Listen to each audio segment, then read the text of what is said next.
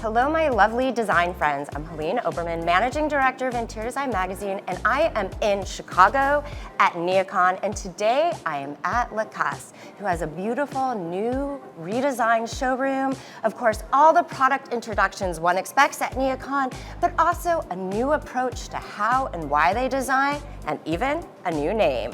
With me today is Gary Herlihy, Vice President of Sales and Marketing, to share the vision for the future of Lacasse. The interesting thing is, you're fairly new to the brand, and you were tasked with an incredibly large mission. The perception of Lacasse was entirely different and did not align with just how sophisticated the brand was behind the scenes.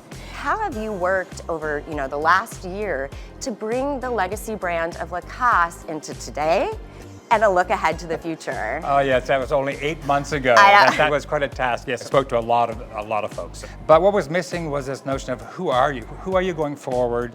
What do you stand for today? Where are you going?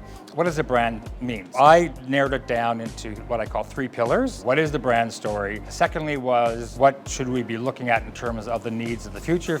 And then the third period was our partners in the industry, our distribution team. How do we work with them? What do they need? You have now sort of changed the name a little bit when you dropped the now synonymous group from Lacasse. When I was doing all those interviews, I would say 80% of the people I spoke with would say Lacasse.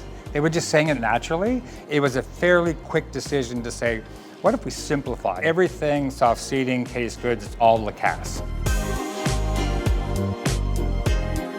Gary, tell me a little bit more about the partnership with ACDF and really how do they design this showroom to feel like the true workplace? Well, one of the keys was neighborhoods. And talking to other design firms, that notion of that rather than having large open plan areas that we've seen, just big floor plans, was to actually start to look at neighborhoods. To our left here, you can see that they've leveraged curtains to separate smaller neighborhoods. The notion here is if you were in an office, you'd be walking along this natural path, and then there'd be your open plan areas. But then when you want to take a break, they're all here in this more collaborative zone, which tends to be more near lit area, because the other huge movement that we're already seeing is a return to private offices or private spaces. Not everyone can have a private office that's designated to them. So we've come up with this studio collection that can provide a personal space. The acoustics, we're working with 3D fabrics. Every time you can enhance acoustics, you go for it. Lacasse has obviously a great legacy of making case goods, right? As we stand here in this beautiful private office, let's talk about the new sort of case good for Lacasse, which is Next Nova. Absolutely, my pleasure. The 2 key elements that are innovative for us are the curved knife edge. The ABS and the laser allows us to have no edge detailing on laminates. Now that means that we can also start to leverage it in terms of how do we take a knife edge that's finished underneath. Because there's a lot of knife edges in laminate that are not finished underneath. But with our robotic technology, we've now been able to come up with an innovative solution to have a curved knife edge, which is normally only within the veneer category, and that's very high price points. We're now very proud to be able to launch this innovative, industry-first curved knife edge in laminate. And to match that up, you'll notice that we're actually bending laminate to have a curved base. That's also a nice reference to the curves up top and then the curved laminate shells. Trying to bring those soft, and that's back to what we talked about in terms of comfort and softness. People not bumping into corners, even the visual look of it. It's not residential. Again, it's corporate, but it's softer and more comfortable.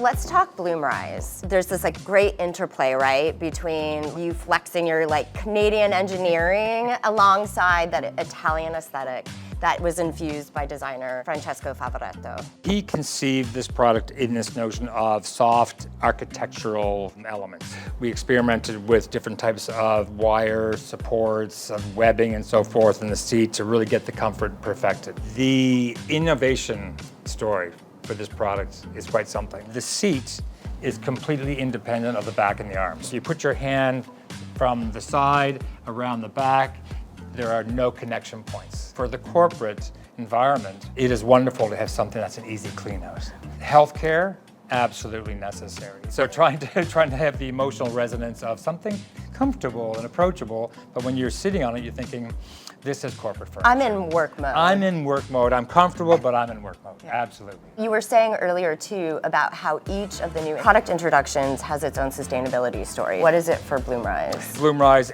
everything here was made in North America. And depending on the fabrics you choose, there's different stories in terms of the recyclability and so forth. And the aluminum frames are made from 100% recyclable. There's elements in here that really touch on some wonderful sustainability stories.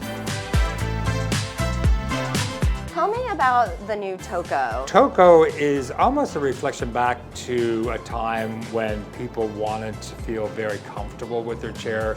They wanted to have an emotional attachment to their chair. What we've done is we have created an upholstered chair. The features of this chair, we have 5 bases and 5 different arms. And part of it was when we designed it, we wanted to have futurities. Easy to change arms, easy to change the bases, easy to change the shelves. The other aspect is we wanted to make sure that we could hit a market price point that is accessible. The story of Toco is that Toco is touch in Italian, by the way, is that when we bring people in, to see their reaction when they touch the chair and feel that we've hit that notion of emotional resonance. I mean, we've seen some really great products, obviously learned a lot about the brand. What do you find are the next steps in this evolution of Lacasse moving forward? One of them is a 4th pillar. I mentioned the 3 pillars at the beginning. So the 4th pillar we announced at NeoCon, which is that we need to make sure that we're listening to ensure our designs are focused on people, because they're designing for people. That is the 4th pillar that we're going to gather that information. It's going to have a massive influence on where we go with our products in the future. Well, I can't wait. And Gary, thank you so much for all of your time and My your pleasure. insight. Thank you. I'm very excited for these next steps for Lacasse. And of course, for our lovely audience, please make sure to check out the Chicago showroom with Montreal and New York soon to come.